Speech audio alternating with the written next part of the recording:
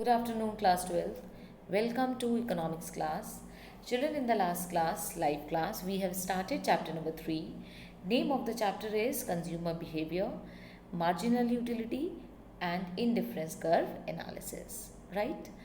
Now, children, in the last class, we have already done 2-3 concepts of this chapter. I have already explained you meaning of utility, types of utility, that is total utility and marginal utility. Then I have already explained you about the relationship between total and marginal utility. Today in this video class we will be talking about the next concept, that is law of diminishing marginal utility. Children, this law you have studied in class 11th also, but in class 12th you have to talk about this law in detail. So first of all, you need to understand what is the meaning of the law. Children, the law is the principle. Fine. So law means principle, diminishing means decreasing, marginal means additional, and utility means satisfaction.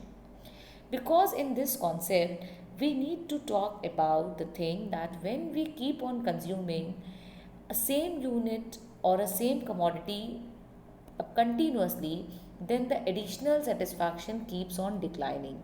And this happens with each and every consumer, and this happens in everywhere.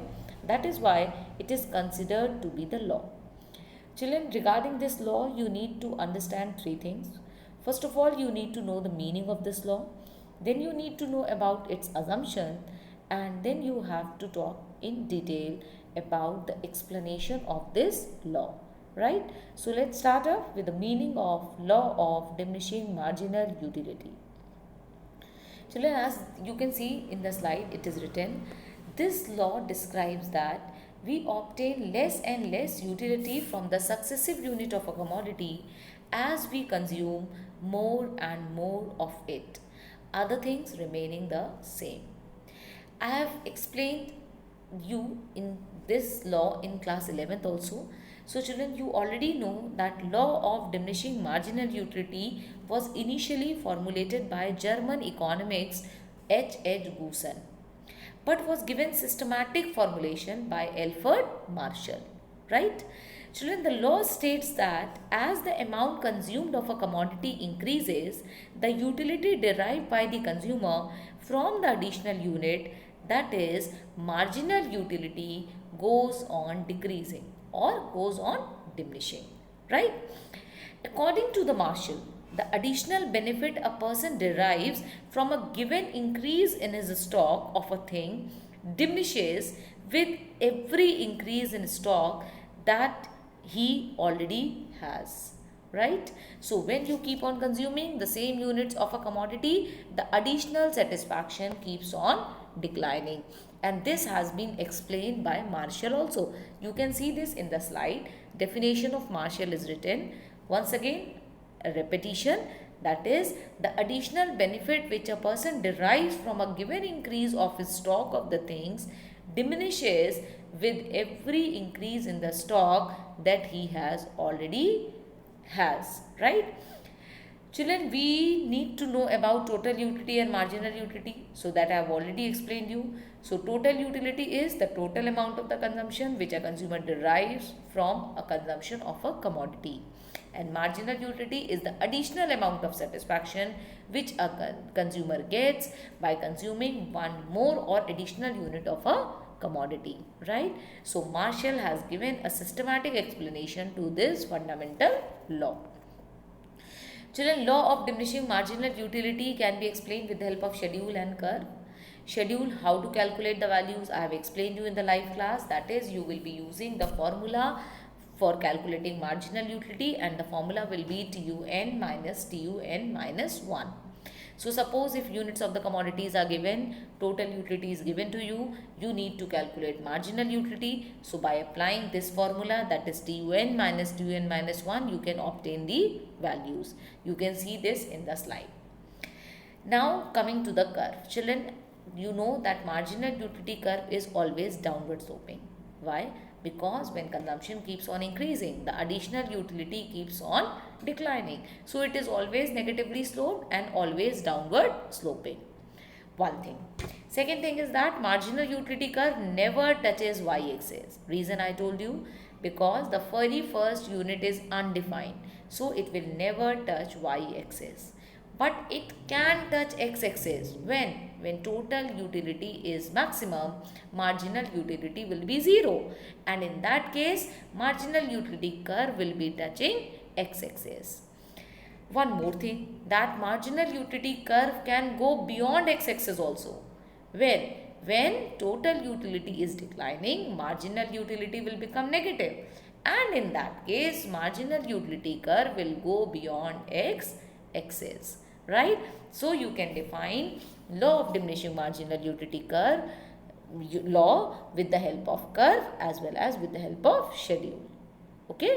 Now coming to the assumptions of law of diminishing marginal utility, right? So children, the law of diminishing marginal utility holds under certain given conditions, or is being explained with the help of certain assumptions, and the main assumptions of the law are as follows. You can see this in the slide. Number 1, it is rational consumer. Number 2, cardinal measurement. Number 3, continuous consumption. Number 4, quality. Number 5, constant income. And number 6 is substitute goods, right? So coming to the first one, that is rational consumer. Children, while explaining law of diminishing marginal utility, we assume that a consumer is rational. Second is cardinal measurement. Cardinal measurement refers to measurement of utilities in numbers like 1, 2, 3, 4. So it is assumed that utility is measurable, and that too it is measurable in cardinal numbers. Coming to the third, continuous consumption. Children, while explaining law of diminishing marginal utility, we assume that the commodity which a consumer is consuming, the consumption is continuous, like there is no break. If you continuously keep on consuming a particular commodity, then only your additional utility will decline. That is, there must be continuity in consumption, and if the break in the continuity is necessary, the time interval between the consumption of two units must be very, very short. In other words, different units of a commodity should be consumed continuously. For example, if a person consumes a first mango now and gets some utility and consumes the second mango after a couple of hours, he may get more utility from the second mango, because his hunger may have increased meanwhile. The law of diminishing marginal utility applies only and only when the consumption occurs over a relatively short span of time. That is, consumption should be continuous. Next is quality. Yes, children, it is assumed that the quality of good is same, right? Like all the units of the commodity must be same in all the respect, in respect of shape, size, design, quality, etc. For example, if the quality of the second mango is superior than that of the first mango, the consumer may derive more utility from the second mango than from the first one. So it is assumed that the quality of all the unit consumed by the consumer, and when the consumption is continuous, is same, then only this law holds good, right? Next is constant income. Children, it is also assumed that the income of the consumer is constant, because when we talk about law of diminishing marginal utility, it is assumed that the income of the consumer remains constant, so that the prices of the commodities are also given and they remains constant. Coming to the last one, that is substitute goods. Children, substitute goods is also one of the assumption, that in this it is being assumed that there should be no change in the price of substitute goods. If the price of substitute goods changes, it may be difficult to know about the utility what the consumer might get from the main commodity, right? So we have discussed about 6 assumptions. Number 1, it was rational consumer. Number 2, cardinal measurement. Number 3, continuous consumption. Number 4, quality. Number 5, constant income. And the last one is substitute goods. Yes, you have to learn all the assumptions, because whenever in the examination it is being asked that explain law of diminishing marginal utility, then children, you have to write the assumptions. Okay. Now coming to the explanation of law of diminishing marginal utility, right? Children, what is the basic law of diminishing marginal utility? For this, we'll be using 2 points to give explanation of this law.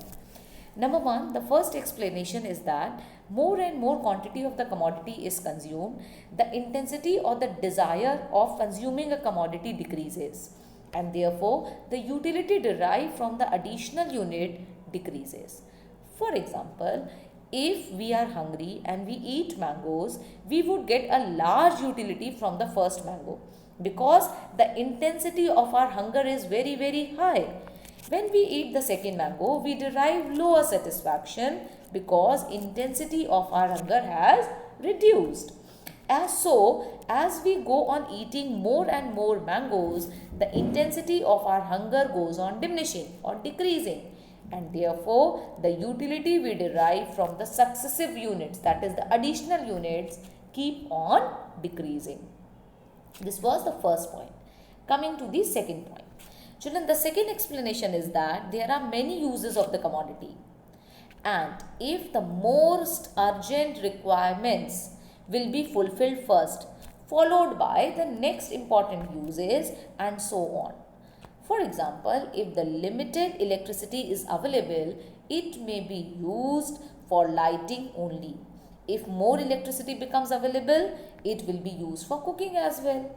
So, the marginal utility diminishes because the electricity is being used for less important uses as additional quantity of electricity is made available to the consumer. So, this was the second point.